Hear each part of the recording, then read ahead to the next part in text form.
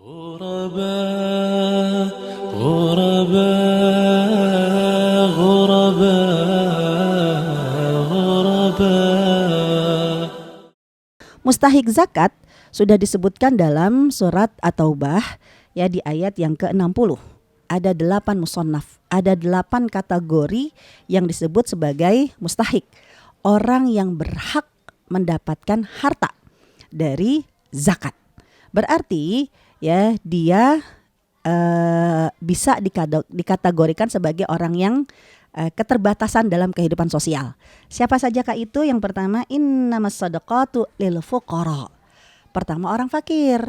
Siapakah orang fakir? Orang fakir ini adalah orang yang memang fuqara, enggak punya apa-apa. Ya, sehingga secara status sosial ya dia memang sangat membutuhkan bantuan. Yang kedua ya adalah wal masakin, orang miskin. Orang miskin ini berbeda dengan orang fakir. Kalau orang miskin bisa jadi dia masih punya ya tapi kurang. Dia punya rumah untuk ya tempat tinggalnya. Tapi rumahnya ya tidak mencukupi kehidupan ya sandang, pangan, papan secara layak ya sebagai seorang manusia ya untuk memenuhi kebutuhan primer. Atau dia punya pekerjaan, punya gaji, tapi gajinya tidak mencukupi untuk kebutuhan keluarganya. Maka kategorinya miskin. Siapa lagi? Wal amilina 'alaiha, amil zakat. Yang memang amil zakat ini ya dia bekerja untuk mengelola zakat dan tidak ada penghasilan lain kecuali memang dia ya mendapatkan kafalahnya, mendapatkan penghasilannya ya dari mengelola zakat. Itu berarti amilina 'alaiha. Terus siapa lagi? Wal muallafati qulubahum. Muallaf yang dia orang yang baru masuk Islam. Karena bisa jadi orang yang masuk Islam dulu sebelum dia masuk Islam dia orang yang segalanya punya, orang yang berada. Tapi ketika dia masuk Islam bisa jadi Allah uji ya dengan hartanya harus berkurang. Kenapa? Karena bisa jadi dia harus memilih dengan keluarganya. Ya kalau memang mau milih agama Islam tinggalkan rumahnya, tinggalkan semua harta bendanya, berarti ya dia menjadi orang yang butuh ya bantuan secara sosial. Siapa lagi? Ya wafir riqab, budak. Ya, karena memang perbudakan itu ya dia harus membebaskan dirinya. Dan bagaimana caranya dia membebaskan dirinya? Karena bekerja dengan majikannya ya itu kan pengabdian tak berbayar. Maka ketika dia ingin membebaskan dirinya perlu dari uang yang bukan dari majikan. Ya, bisa jadi itu diambil dari zakat. Siapa lagi? Ya wal gharimina fi sabilillah. Ya orang-orang yang berhutang. Ya hutang di sini adalah hutang konsumtif. Hutang yang membuat seseorang memang masuk kategori miskin. Bukan berhutang yang sifatnya gaya. Ya, karena bisa jadi di antara tradisi masyarakat kita ya dia akan menjadi orang kaya kalau memang harus ngutang. Ngutang rumah dengan cicilan, ngutang mobil dengan cicilan, ngutang handphone dengan cicilan. Artinya ini tidak masuk kategori yang mustahik, yang berhak mendapatkan zakat. Terus siapa lagi? Fi sabilillah, ya orang-orang yang berada di fi sabilillah, perjuangan di jalan Allah. Ya, apakah dia ya seorang mujahid di medan perang yang memang kondisi negaranya ya membuat kehilangan ya harta benda, kemudian sumber pencaharian sehingga ya mereka para mujahid yang harus bertahan hidup untuk memerdekakan negerinya, yaitu bagian dari fisabilillah. Atau bisa jadi fisabilillah ini kondisinya bukan orang, bukan konsumtif, tapi ya sebuah bangunan, misalnya masjid, markas center, hanya saja syaratnya ya memang itu tidak ada dana yang bisa untuk membangun markas tersebut, masjid tersebut kecuali harus dari uang zakat. Ya, artinya ini sifatnya tidak general, tapi kondisinya tergantung ya situasi, kondisi di daerah tersebut. Nah, terakhir adalah wabnis sabil. Ya anak-anak jalan, maksudnya anak-anak jalan ini bisa jadi para perantau, musafir yang kekurangan bekal, ya anak-anak yang belajar di luar yang memang ya kekurangan bekal untuk biaya hidupnya, maka ini termasuk mustahik. Nah, kenapa mustahik ya dalam kategori zakat ya ini sudah ditetapkan oleh Allah secara sosial? Karena Allah Subhanahu wa taala ingin melatih sensitif kita. Kita mau jadi orang kaya atau orang miskin? Ya, sebab kalau dia muzaki berarti dia termasuk orang kaya. Dan yang disebut dengan muzaki ada syarat dan ketentuannya. Yaitu apa? Yang pertama dia memiliki harta. Hartanya itu milik sendiri. Dan hartanya ketika dalam umur 1 tahun mencukupi nisab. Ya kurang lebih 86 gram emas. Jika dia memiliki harta selama 1 tahun ya sejumlah nisab 86 gram emas, maka dia termasuk muzaki. Nah, dari peraturan ini Allah Subhanahu wa taala mengembalikan kepada kita pilihan, kita mau jadi orang kaya atau jadi orang miskin. Kenapa? Ya saya sedikit cerita rekan-rekan sahabat Aidrim yang dirahmati oleh Allah Subhanahu wa taala, betapa banyak kondisi yang miris di masyarakat kita. Yaitu apa? Ya, dia tidak ingin disebut orang miskin. Tapi ketika berhadapan dengan hukum zakat, maunya jadi mustahik. Ya, tapi ketika ya dimiskinkan di dalam kondisi sosial masyarakat nggak mau bergengsi ya bergaya seperti ya orang kaya. Nah untuk itulah ya kita harus benar-benar tegas dalam masalah ini. Sampai Abu Bakar pun memerangi orang-orang yang lari dari kewajiban zakat. Nah untuk itu ada satu pengalaman ketika saya terlibat di salah satu lembaga amil zakat sebagai konsultan ya bukan sebagai penghimpun zakat, hanya sebagai konsultan. Ya suatu hari saya kedatangan seorang bapak karyawan di sebuah instansi yang bergengsi. Ya udah ya ketika bapak tersebut hanya meminta tolong kira-kira ya berapa ya rupiah zakat yang harus saya keluarkan. Saya positive thinking bahwa bapak tersebut orang kaya raya sebagai muzaki, sehingga ya dengan positive thinking saya maka saya hitung dari gajinya. Gaji beliau selama 1 tahun ya maka saya kurangi ya 2,5% ya karena memang untuk zakat profesi ya kita ambil 2,5%. Udah saya ambil 2,5%. Sekian rupiah Pak ya zakat Bapak. Apa kata si bapak ini? Loh kok ngitungnya begini? Kenapa? Harus dilihat dong. Kan saya punya hutang mobil. Saya punya hutang cicilan rumah. Masa saya harus ya total gaji saya langsung ya dikali 2,5% maka itu adalah zakat saya?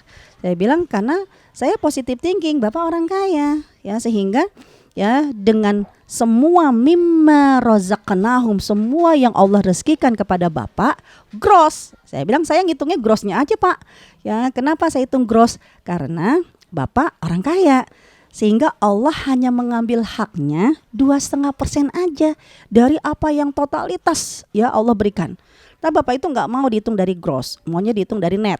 Ya dari take home pay. Saya bilang silahkan kalau Bapak ingin mengurangi ya dengan dari gaji sekian dikurangi dengan cicilan mobil, cicilan rumah, ya saya hanya tidak mau bertanggung jawab ya mengurangi haknya Allah yang 2,5% dari gross tersebut. Sehingga saya cuma bilang begini sama bapak itu, oke lah Pak kalau gitu kita ijab kabul dulu. Kalau Bapak bukan muzaki, Bapak adalah mustahik. Kenapa? Karena kalau maksudnya Bapak minta dikurangi karena berhutang. Nah, orang yang berhutang itu masuk kategori mustahik. Sekarang saya bilang ya udah, kalau Bapak ya deal dengan saya sebagai mustahik, maka ya yang namanya mustahik nggak wajib zakat. Silahkan Bapak mau berapapun mengeluarkan infak, sodakoh yang hukumnya bukan wajib 2,5%, silahkan. Ternyata apa? Masa saya mustahik? Ya gak mungkin lah saya mustahik. Orang saya punya mobil, saya punya rumah, Sehingga saya jadi bingung, Bapak, ya saya positive thinking, Bapak orang kaya. Maaf, saya hanya mengambil 2,5% dari mimma rozaknahum. Jadi kenapa saya menghitungnya dengan gross? Ya, karena memang Allah Subhanahu wa taala menyuluh ya dengan bahasa mimma rozaknahum, dari apa-apa, totalitas.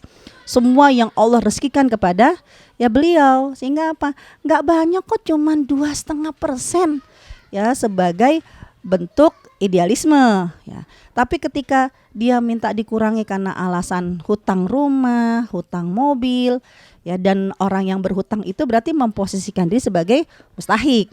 Sehingga saya cuman bilang ya udah kalau gitu ijab kabul dulu bahwa Bapak sebagai mustahik. Ternyata apa? Dia nggak mau dianggap mustahik, maunya dianggap muzaki. Akhirnya apa? Ya, jangan sampai ketika berhadapan dengan hukum 2,5% aja kita lari dari hukum zakat, ya, menganggap ya harus ada dispensasi dikurangi karena kita punya tanggung jawab ini dan itu. Tapi ketika kita posisikan kalau nggak mau jadi muzaki berarti jadi mustahik.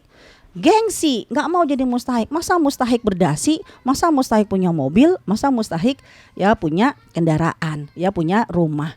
Untuk itulah ya sahabat iDream yang dirahmati oleh Allah Subhanahu wa taala, untuk perbedaan mustahik dan muzaki dari pengelolaan zakat, karena akhirnya ulama fikih menyebutkan zakat ini yang hukumnya wajib dalam pengelolaan. Ya wajib ya untuk zakat profesi, zakat harta yang dimiliki, Allah minta 2,5%. Memang ada hitungan ya, pendapat yang mengatakan dari take home pay. Ada yang pendapat ya menghitungnya dari gross ya, tapi saya karena Allah cuma minta 2,5%, saya lebih memilih yang idealisme. Karena pada prinsipnya mengeluarkan zakat itu tidak dengan hitungan matematika, yaitu apa? Dikurangi maka akan habis. Tidak, tapi dalam hitungan zakat 2,5% itu adalah kalkulator barokah. Ya, kita mengurangi ya dari harta kita 2,5%, pada hakikatnya kita akan membuka 700 kali lipat dari 2,5%. Ya, itu menjadi prinsip idealisme. Nah, adapun pengelolaan ya mustahik untuk kategori infak dan sedekah, para ulama fikih tidak masuk kategori yang wajib. Karena dia bukan wajib, maka siapakah yang berhak? Mustahik infak dan sedekah. Mari kita lihat dalam surat Al-Baqarah ayat 215. Luar biasa. Allah paling tahu perasaan manusia. Ya, sehingga apa? Kalau mustahik zakat berarti kondisinya status sosial, miskin, ya, ketidakmampuan. Tapi untuk mustahik infak dan sedekah, Allah tidak hanya ya mengatasnamakan sebagai status sosial, tapi lebih kepada status kekerabatan. Itu surat Al-Baqarah di ayat 215. Ketika para sahabat bertanya kepada Rasulullah, yas'alunaka madza yunfikun. Mereka bertanya tentang ya apa yang mereka infakkan. Infak berarti bukan masuk kategori yang zakat, yang wajib. Lalu apa kata Allah dengan firman-Nya? Kul, katakanlah hai Muhammad, kul ma anfaqtum min khair, infakkan yang khair, yang baik. Ya, untuk siapa? Falil walidain, untuk kedua orang tua. Wal aqrabin, untuk kerabat. Wal yatama, untuk anak yatim. Wal masakin, untuk orang miskin. Wabnis sabil, ya, untuk anak yang di dalam jalan atau musafir yang kekurangan bekal. Wa ma taf'alu min khairin fa innallaha bihi alim, karena semua yang kita berikan yang baik-baik sesungguhnya Allah yang maha mengetahui. Allah yang akan mengganti dengan adha'afa mudha'afa. Artinya ya bahwa ketika seseorang perlu bantuan, anggaplah orang tua perlu bantuan ya dari anak, Allah Subhanahu wa taala ngerti gimana perasaan orang tua kalau anak itu memberikannya dari kantong zakat. Kalau anak memberikan dari kantong zakat, gimana perasaan orang tua? Berarti orang tua dimiskinkan oleh si anak. Sehingga apa? Orang tua walaupun dia miskin, tapi Allah mengangkat derajat orang tua. Orang tua tidak masuk mustahik zakat, tapi orang tua masuk mustahik infak dan sedekah. Sedangkan infak dan sedekah yang Allah minta bukan 2,5%, tapi min khair, terserah yang baik, nggak ada persentasenya. Ya kenapa? Karena ya orang tua yang miskin yang berhasil menjadikan anaknya kaya raya, maka ketika anak membantu orang tua dari uang zakatnya, pada hakikatnya itu tidak hanya menyakiti orang tua, menyakiti Allah. Kenapa? Karena dia lupa. Bisa jadi dulu orang tuanya miskin, tapi dengan doanya, dengan usahanya dia ingin mendongkrak jangan sampai anaknya jadi miskin. Sehingga doa orang tua, ikhtiar orang tua, sampai habis tangan orang tua mungkin untuk mencuci wajah ayahnya sampai ya hitam kelam, ya kenapa? Hanya untuk menjadikan anaknya harus jadi orang sukses, jadi orang berilmu, sehingga anaknya menjadi kaya raya. Begitu orang tuanya miskin, anaknya mau membantu orang tuanya dari kantong zakat, ya Allah nyakitin. Sehingga apa? Allah kasih pilihan. Semiskin-miskinnya orang tua, tolong anak jangan memberi dari ya kantong zakat. Karena kalau memberikan dari kantong zakat sama saja memiskinkan orang tua. Tidak mengangkat derajat orang tua, tapi dari kantong infak. Ya, karena infak itu ya tidak mesti harus kategori status sosial miskin, tapi infak dari status kekerabatan. Nah, inilah rekan-rekan sahabat iDream yang dirahmati oleh Allah. Kenapa dalam pengelolaan antara muzaki, mustahik, zakat dengan mustahik ya untuk kantong infak dan sedekah, sampai Allah bedakan ayatnya. Karena Allah menginginkan agar ada kehormatan walaupun kita menerima, tapi pada hakikatnya tidak melulu sebagai orang miskin, ya. Tapi itu bentuk penghormatan melalui infak dan sedekah. Wallahu a'lam bishawab.